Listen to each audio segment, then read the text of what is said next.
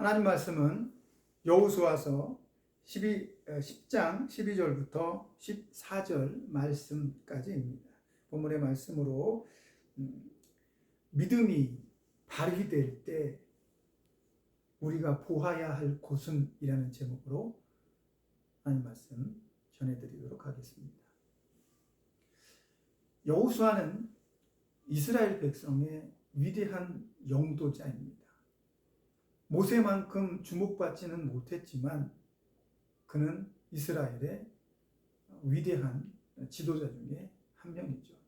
처음에 여호수아가 모세의 뒤를 이을 때 사람들은 의심의 눈초리로 바라보았을 것이고 여호수아 스스로도 자신의 가치에 대해서 그렇게 위대하거나 크게 인식하고 있지 못했습니다. 그도 그럴 것이 여호수아는 모세의 몸종이었습니다. 쉽게 말하면 시종이죠. 지금으로 따지면 아마도 비서실장 같은 역할을 하지 않았나 그런 생각이 들어집니다. 모세는 두말할 나위 없는 영웅입니다. 그러나 여호수아는 모세의 뒤편에 가려져서 언제나 굳은 일을 했고 전쟁을 할 때에도 가장 앞서서 모세의 명령을 수행했던 그런 사람입니다. 모세가 죽고 여호수아가 이스라엘의 지도자로 등극을 했을 때 많은 사람 눈에는 그저 여호수아는 저 젊은 친구가 감당할 수 있을까? 모세만큼 우리를 잘 인도할 수 있을까? 모세만큼 저 사람이 하나님과 친밀할까? 과연 모세만큼 일을 할 수 있을까? 이런 의아한 그런 시선들을 분명히 가졌을 것입니다. 근데 오늘 본문의 말씀에 보면 이 여호수아가 모세만큼 하나님께 귀하게 쓰임받고 있구나라는 사실을 우리는 발견해낼 수가 있습니다. 우리는 성경을 보면서 많은 위대한 인물들을 만납니다. 성경은 또 그들의 이야기를 들려주면서 그들이 얼마나 믿음으로 하나님과 가깝게 지내고 하나님께서 그들을 얼마나 위대하게 쓰셨는지를 기록하는 것을 종종 보게 됩니다. 우리는 그때마다 그들을 바라보면서 야, 정말 훌륭하다.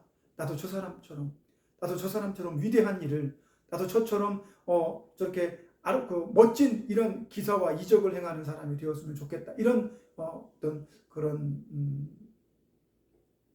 닮고 싶은 부러움, 이런 느낌을 받게 되죠. 정당합니다. 성경을 통해서 우리는 그런 믿음의 지도자들을 보고 선구자들을 보면서 그들을 닮아가려고 노력하고 그들이 걸었던 그 길을 걸어가고 싶은 마음을 갖는 것이 정상입니다. 하지만 거기에 멈춰서는 안 됩니다. 성경이 위대한 신앙의 지도자들을 소개할 때마다 한결같이 놓치지 않고 이야기하고 싶어 하는 것이 하나 있습니다. 그게 뭐냐면 우리가 오늘 바라보아야 할 곳이라는 겁니다. 여호수아는 위대합니다. 하늘에 떠 있는 태양을 그 자리에 멈추게 하고 달도 그 자리에 멈추게 할 수 있는 능력 있는 지도자였습니다. 굉장하죠. 아니 어떻게 해가 멈출까? 이건 그냥 해가 멈추는 것으로 끝나는 게 아닙니다. 그냥 해야 거기 멈춰. 달 너까지 멈춰야 돼. 왜? 해가 멈추면 달도 멈춰야 될 거야. 근데 과학적으로 보자면 해와 달은 멈추지 않습니다. 쉽게 말하면 지구가 멈추는 겁니다. 왜냐하면 달도 거기 그대로 있고 태양도 거기 그대로 있습니다. 그러면 지구가 자전을 하면서 태양의 위치와 별의 위치가 바뀌는 것처럼 아침이 되고 저녁이 되고 아침이 되는 이런 현상들이 나타나는 거예요. 그 과학적으로 따지자면 오늘 여호수아가 태양과 달이 멈춰라 했지만 태양과 달이 멈춘 게 아니라 어쩌면 지구가 멈춰 있는 거예요. 굉장히 어려운 일입니다. 지구가 자전을 멈춘다? 그럼 여러 가지 현상들이 나타날 겁니다. 자연적으로, 과학적으로. 엄청난 일이 벌어질 거예요. 왜? 바닷물도 드러나고 빠지고 드러나고 나가고 해야 되는데 멈춰버리니까. 지구는 계속 도는데 태양하고 달이 거기 멈춘다? 이건 과학적으로 사실 설명되지 않습니다. 더 쉽게 이해하기는 지구가 멈추는 게 맞다고 판단이 되어집니다. 그런데 오늘 그 일이 일어났습니다. 아무렇지도 않은 듯 오늘 본문의 말씀에 보면 태양이 중천에 떠서 그 전쟁이 끝날 때까지 멈추어 있었다라고 말합니다. 하지만 지구의 모든 자연에 대한 시스템은 아무렇지도 않습니다. 이유가 뭘까? 하나님께서 붙들고 계시기 때문에 그렇습니다. 자연적으로 엄청난 재해가 일어나거나 특별한 일들이 일어나야 되는데 아무 일 없다는 듯이 그냥 태양은 거기 멈추고 달도 거기 멈추고 지구는 돌지 않는 것입니다. 이런 일들이 기이하게 일어났다는 거죠. 그냥 멈춘 것으로 끝나는 게 아닙니다. 그것을 바라보고 그것이 일어났을 때 나타나는 모든 현상들이 그대로 있는 것입니다. 이게 왜 가능합니까? 하나님께서 만물을 창조하시고 주관하신 하나님께서 그대로 만들어 주셨기 때문에 그렇습니다. 그런데 정말 재미있는 일은 이 엄청난 일이 누구에게로부터 시작되었느냐? 바로 여호수아로부터 시작되었다는 겁니다. 오늘 본문은 여호수아가 아모리 족속들과 전쟁을 벌이는 장면에서 만들어집니다. 아모리 족속은 그 지역에 출애굽을 하고 이스라엘 백성이 아이성과 여리고성을 점령한 다음에 그들을 완전히 다 진멸해 버립니다. 이 소문이 주변 그 가나안 족속들에게 쫙 퍼지죠. 야, 그 단단하던 여리고 막강하던 아이성이 이스라엘에게 완전히 진멸되어 버렸어. 사라져 버렸어. 주변의 족속들은 두려움에 떠옵니다. 연합을 하기 시작합니다.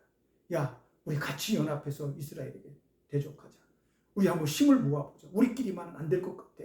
이런 분위기였죠. 그런 분위기 가운데 기브온 족속이라고 하는 한 부족이 이스라엘을 찾아갑니다. 오늘 본문에 바로 앞부분에 나오는데요. 기브온 족속이 이스라엘을 찾아와서 이 재미난 일이지만 이스라엘을 속이게 됩니다. 우리는 멀리 살고 있는 부족입니다. 당신들이 이 가나안 여정을 정복 전쟁을 하고 있는데 우리와는 사실 큰 상관이 없을 겁니다. 하지만 우리는 당신들의 위대한 업적과 당신들을 이끄시는 하나님에 대한 소문을 들었습니다. 그래서 우리는 당신들과 화친을 맺기를 원합니다. 우리는 다 기꺼이 당신들의 종이 되겠습니다. 이 말에 이스라엘 백성들은 손하게 여깁니다. 그들이 증거로 가져온 음식물들과 이런 여행할 때 필요한 그런 물품들을 보여주면서 이건 우리가 한 달 전에, 몇 달 전에 우리 그 나라를 떠나오면서 가져온 음식들입니다. 벌써 보십시오. 곰팡이가 다 나지 않았습니까? 그만큼 우리는 멀리서 찾아왔습니다. 이렇게 얘기합니다. 그러니까 이스라엘 백성이 뭐라고 얘기를 하냐면 좋다. 너 우리 종이 되어라. 내가 여호와의 이름으로 맹세하노니 내가 너희들을 건드리지 않겠다. 보호하겠다. 침략하지 않겠다. 이렇게 약속을 덜렁 해버립니다. 나중에 보니까 거짓말이야. 기브온은 자기들이 점령해야 될 가나안 족속들 중에 한 부족일 뿐이었어요. 큰일이 난 거죠, 사실은. 그런데 재미난 건 하나님의 이름으로 맹세했기 때문에 이스라엘이 기브온을 점령할 수, 공격할 수 없게 된 거죠. 이 사실을 가나안 족속들이 듣게 됩니다. 그 중에서 아모리 족속 5개 부족이 연합해서 야, 우리가 함께 힘을 모아도 부족할 판국에 저 기브온 족속이 이스라엘 편에 붙었네. 우리가 저놈을 혼내주자. 그러면서 5개 왕들이 연합해서 기브온을 침략합니다. 기브온은 화들짝 놀라서 이스라엘에게 도움을 요청합니다. 당신들의 종들이 죽게 되었습니다. 우리를 살려주십시오. 그래서 이제 갈렙이 그 이스라엘 민족들이 군사들을 파견하죠. 그래서 그들을 구원하는 장면이 본문의 말씀입니다. 속았느냐, 속지 않았느냐, 여호와의 이름으로 맹세했느냐, 안 했느냐, 굉장히 중요한 일입니다. 그러나 오늘은 그 부분에 대해서는 깊이 다루지 않겠습니다. 실수했습니다. 하나님께 먼저 여쭈어봤어야죠. 그러나 이스라엘은 자기들이 보고 느끼는 감정대로 그렇게 했습니다. 어떻게 보면 굉장히 큰 실수죠. 하나님은 그 땅의 모든 이방인들, 가나안 족속들, 죄인들을 진멸하기를 원했습니다. 그러나 이스라엘은 실수를 했던 거죠. 하지만 하나님의 여호와의 이름으로 맹세했기 때문에 그들은 기브온 족속을 도와주지 않을 수가 없었던 거죠. 군대를 파견해서 오늘 아모리 족속들을 공격하고 그들과 전쟁을 벌입니다. 그런데 여기에 보면 굳이 하늘에 떠 있는 해와 달을 멈출 필요가 있겠느냐 이런 생각이 드실 수도 있겠죠.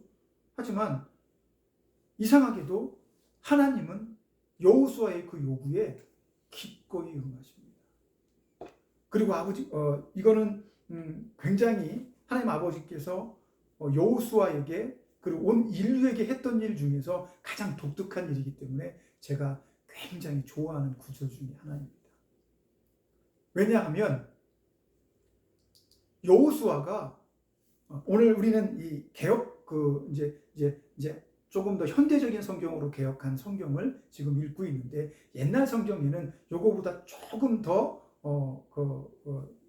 이해하기 편하게 아니면 제가 원하는 그런 방향으로 기록이 되어 있습니다. 쉽게 말하면 여호수아가 태양아 달아 너는 아얄론 골짜기 거기에 그대로 멈춰라 명령을 합니다. 그런데 마치 하나님께서 순종하듯 그 명령에 순종하듯 그렇게 해주셨습니다. 이건 굉장히 큰일입니다. 아니 하나님께 요청하고 공손하게 부탁을 해도 시원찮을 방법에 하나님께 명령조로 하나님 전쟁 중인데 우리가 이길 수 있도록 저 태양과 달이 그 자리에 머물러 있게 해 주시옵소서. 기도가 아닙니다. 멈춰라. 거기 서 있어라.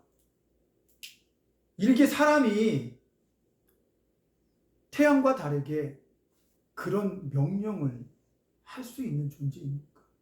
태양과 달이 뭡니까? 그건 하나님께서 창조하신 것이고 온 우주의 질서를 운행하시는 분의 책임입니다.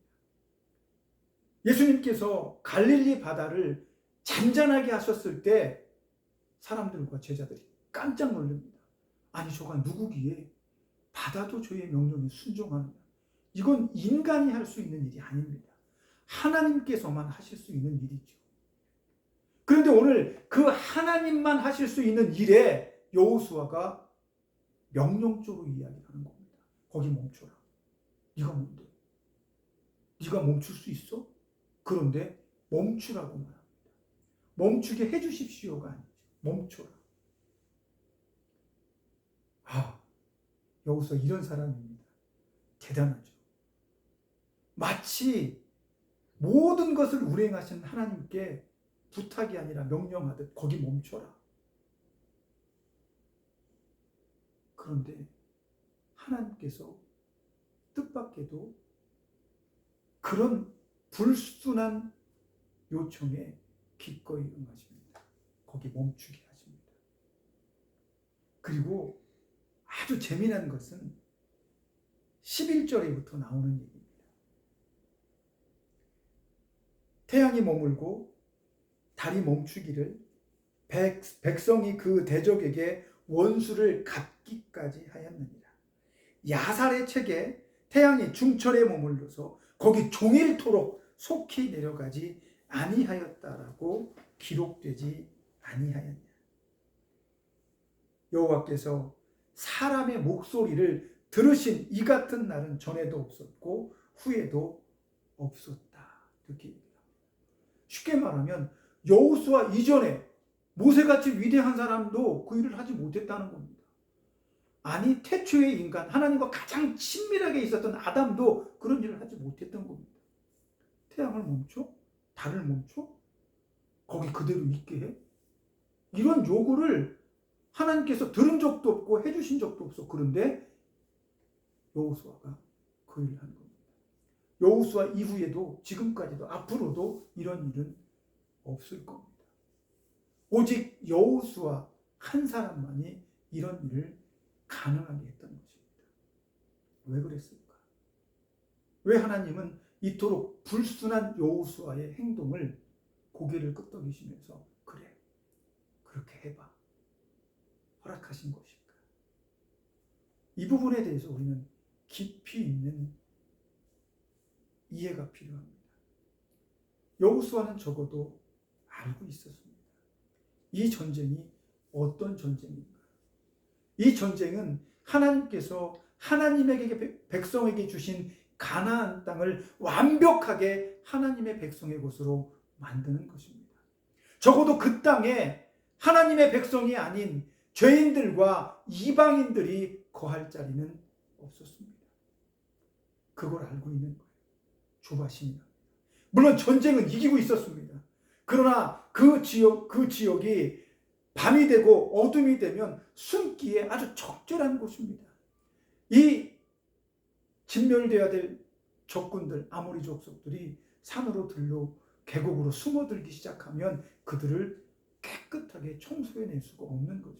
잔인하게 들릴지 모르지만 하나님은 죄인들이 하나님의 백성과 그 가나안 땅에서 함께 거니는 것을 용납하지 않으실 것이라는 것을 여호수아는 확신했습니다.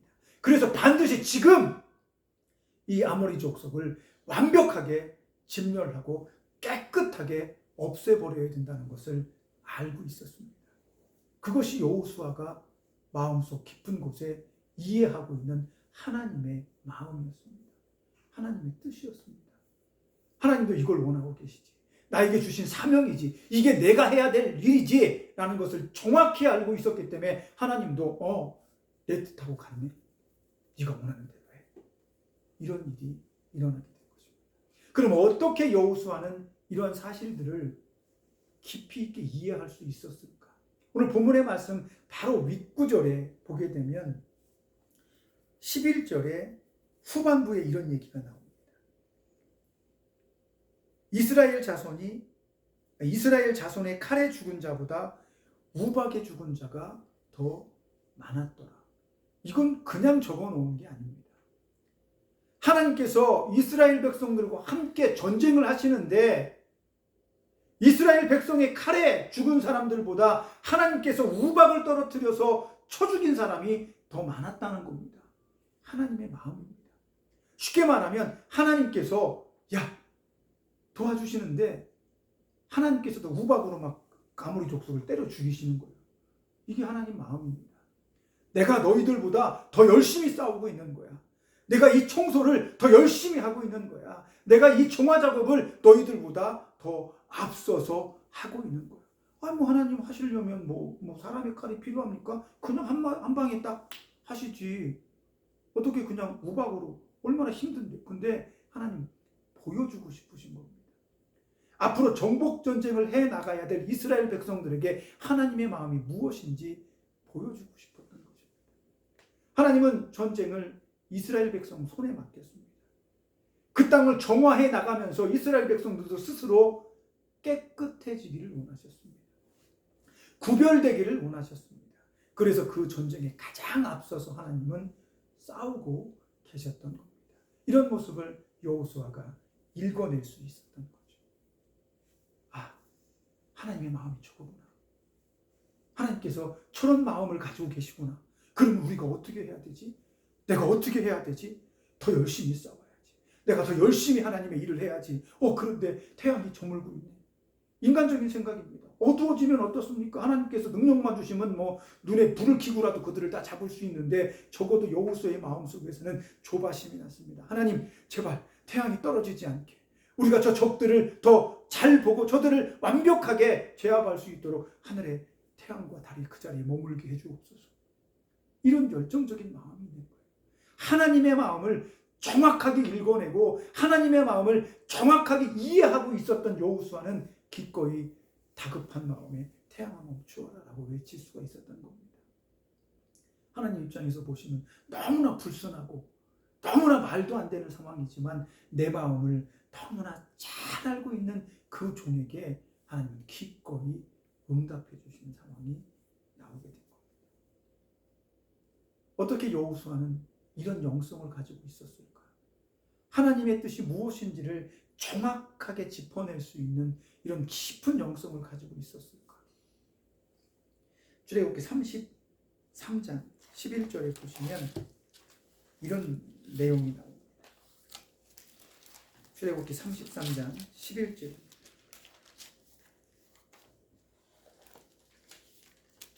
사람이 자기의 친구와 이야기함 같이 여호와께서는 모세와 대면하여 말씀하시며 모세는 진으로 돌아오나 눈의 아들 젊은 수종자 여호수아는 회막을 떠나지 아니하니라. 아멘. 무슨 얘기냐면 이스라엘 백성들이 출애굽을 하면서 진을 만들었잖아요. 이스라엘 백성들이 여행을 하면서 그들이 살 수 있는 공간을 만들어 놓은 거예요. 이걸 진이라고 그랬어요. 그래서 태양 불기둥과 구름 기둥이 그들을 앞서서 움직이면서 밤에는 불기둥이 따뜻하게 하고 낮에는 구름 기둥이 이스라엘 전체를 덮어서 그들이 서늘하게 거할 수 있게 해주셨습니다. 하지만 진은 언제든지 사람들이 먹고 마시고 생활하는 곳이기 때문에 항상 깨끗할 수는 없어요. 정결할 수는 없죠. 그러다 보니까 모세와 지도자들은 진 바깥에 회막을 설치하고 하나님을 만나는 장소를 따로 두었습니다. 쉽게 말하면 거룩하게 구별하는 거죠.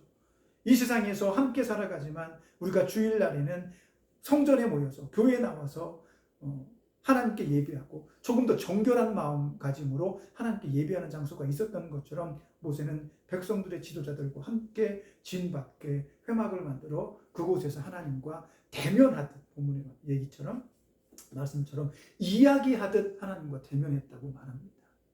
모세가 거기서 부각이 되죠. 모세는 그렇게 하나님과 가까운 사람이다. 그런 얘기입니다.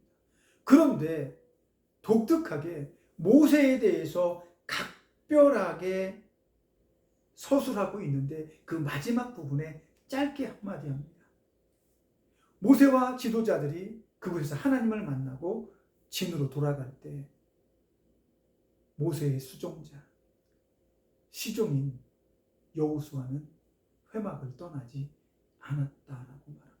쉽게 말하면 제일 마지막까지 기도의 장소를 떠나지 않았다라는 것을 의미하는 것입니다. 여호수아는 모세만큼 훌륭하지 않습니다. 그래서 그는 그 사실을 알아서일까요? 기도하는 일에 전념했던 것입니다. 하나님의 전에 머무는 것을 즐겼던 것입니다. 하나님 뜻이 무엇입니까? 하나님, 내가 어떻게 살아야 하겠습니까? 묻고 또 묻는 것이 어쩌면 여호수아의 삶의 모습은 아니었나 싶습니다. 저는 지금껏 살아오면서 하나님의 음성을 이렇게 대면하듯이 이야기하듯이 들은 적이 사실 없습니다. 여러분들에겐 그런 일들이 일어나기를 축복합니다. 하나님께서 여러분에게 그런 음성을 들려주셨으면 좋겠습니다. 물론 저에게도. 하지만 지금까지 저는 그런 음성을 들어본 기억이 없습니다. 다만 지금까지 살아오면서 삶의 현장들 속에서 나의 기도가 응답되어지고 내 기도가 이루어지고 나의 간절함에 하나님께서 이끌어주시는 경험들은 참 많이 했습니다. 성훈아, 오른쪽으로 가보라. 왼손을 내밀어서 이걸 잡아. 얼마나 좋을까. 근데 하나님은 한 번도 저에게 그런 기회를 주시지 않더라고요. 그런데 인생을 살아가면서 위기의 순간에 내가 나의 어떤 능력과 내가 가진 어떤 목회자로서의 자질을 나 스스로 평가해보고 싶을 때 깊은 기도와 함께 하나님께서 응답해 주시는 것들을 경험해 본 적이 있습니다. 비를 멈추시는 하나님, 장대비가 쏟아져서 오후에 주일학교 아이들과 함께 전도를 하고 정성스럽게 준비한 성경학교를 개최해야 되는데 새벽부터 장마가 져서 비가 옥수같이 쏟아집니다. 이런 상태라면 몇 시간 뒤에 우리가 준비하고 예비한 물품들을 들고 동네를 돌며 아이들을 교회로 이끌려고 했던 우리의 교육은 숲으로 돌아갈 게 뻔했습니다. 너무 간절했죠. 새벽 기도 시간에 비가 너무 오니까 교사들이 한 사람도 교회 나오질 않았어요. 화가 났습니다. 예배가 마쳐지고 기도하는 시간에 그 새벽에 교사들한테 일일이 전화를 했습니다. 지금 우리가 그동안 몇 개월 동안 준비했던 이 성종학교를 우리가 잘 치료해야 되는데 비가 오고 있습니다. 여러분들 잠이 오십니까? 우리가 지금 기도해야 되지 않겠습니까? 전화를 돌렸습니다. 그랬더니 10명의 전도사님 혼자 덜렁 나왔더라고요. 그리고 함께 기도했습니다. 하나님, 저를 앞으로 목회자로 계속 쓰실 거면 이 교회에서의 마지막 이 성경학교로 저를 한번 시험해 주시옵소서. 그렇게 기도했었는데 비가 내리니까 너무 속상하더라. 그날 새벽에 울며 불며 기도했습니다. 그리고 그 장대비 같은 비를 맞으며 우산을 쓰고 집에 돌아가는데 조마조마하면서 준비하고 또 살펴보고 했던 그런 시간들 속에서 이제 막 약속 시간이 되어서 바깥으로 나가야 되는데 1시간 전에 비가 멈추고 햇빛이 얼마나 강렬하게 비추던지 그 젖어있던 그 도로들이 흙길이 싹 말라버리더라고요. 그래서 아이들과 함께 그냥 기쁨으로 나아가서 한 200명을 데리고 들어왔습니다. 그리고 나서 그 지역에서 최고의 성경학교를 치러낼 수가 있었죠. 저는 그런 것들로 하나님께서 응답하셨다고 생각합니다. 아, 하나님께서 나에게 계속 이 목회자의 길을 가라고 하시는구나. 우습죠. 하지만 그게 저의 응답이었습니다. 10여 년 전에 제가 암에 걸렸을 때도 하나님께서는 저에게 그렇게 응답하셨습니다. 너무 고통스러워서 서재에서 혼자 신음하면서 숨을 헐떡거릴 때 너무 속상해서 하나님한테 달려들었습니다. 내가 무슨 죄를 지었습니까? 무슨 죄가 있길래 하나님 저에게 이런 큰 고통을 주십니까? 죽을 수도 있다고 하는데 하나님 벌써 20년 전에 저한테 약속하지 않으셨습니까? 하나님의 종으로 쓰시겠다고. 그런데 오늘 여기서 저를 죽이실 겁니까? 울며 불며 그 새벽을 꼬박 세웠는데 새벽의 끝자락에서 가슴에 있던 그 엄청난 통증이 싹 사라지는 것을 경험했습니다. 그때 느꼈습니다. 아, 하나님이 나를 살려주시려고 하시는구나. 감사합니다. 그리고 저는 살았습니다. 제 인생에서 하나님의 경험은 그런 것들입니다. 내가 무릎 꿇어 기도했을 때 하나님께서 저에게 응답하신 것. 음성을 듣지 못했지만 기도의 응답은 삶의 여러 자리에서 그렇게 만나고는 했습니다. 그래도 지금도 소망합니다. 하나님 음성을 좀 들려주셨으면 좋겠습니다. 하지만 아직도 저는 기도하고 있는 제목들이 있습니다. 과거에 약속하셨던 하나님의 그 약속들을 아직도 붙잡고 있습니다. 오늘 여호수아가 자신의 인생을 어떻게 살아왔는지를 보면 그 사람은 항상 부족하고 낮은 자였지만 기도하는 것을 멈추지 않은 것 같습니다. 그래서 여호수아가 모세의 뒤를 이어 그 지도자의 자리에 올랐을 때 하나님께서는 여호수아에게 이런 말씀을 하십니다. 여호수아 1장에 보면 너는 모세에게 배운 대로 하나님의 말씀을 듣고 네가 기억하는 대로 좌로나 우로나 치우치지 말고 아침부터 저녁까지 하나님의 말씀을 묵상하라. 그러면 내가 너와 함께 할 것이다 라고 말씀합니다.